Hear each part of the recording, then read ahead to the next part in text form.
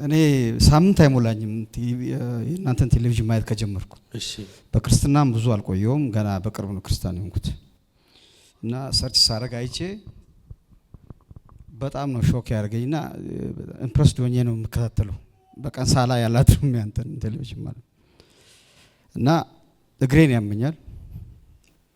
ዛሬ ከባለቤቴ ጋር ነበር ልመጣ ያሰብነው፣ እንደ አጋጣሚ ሆኖ እኔ አልቀርም ብዬ ነው የመጣሁት ከዚህ ከፍሬ አካባቢ እና ባለቤቴ በጣም ትታመማለች፣ እግሯን ያማታል። እኔ እግሬንም ሁለት እግሬን ከዚህ ከጉልበቴ በታች በተለያየ ጊዜ ያብጣል፣ ያበጠ እየተቀያየረ ያብጣል፣ ያመኛል እና ውሃ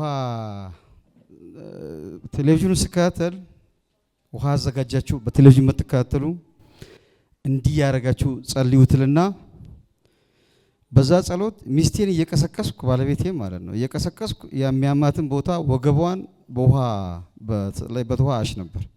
ሪሊ ተኝታ ነው የምታድረው። አንድ ሁለተኛ እኔ እግሬን እየቀያየረ ከጉልበቴ በታች የሚያብጠው ነገር ኦሬዲ የለም። ስለዚህ ይሄ ትልቅ ምስጋና ነው። አሁን እኔ ይሄን ምን ብዬ ልናገር? እግዚአብሔር ይባረክ። አመሰግናለሁ። ይሄው ነው። ተባረክ።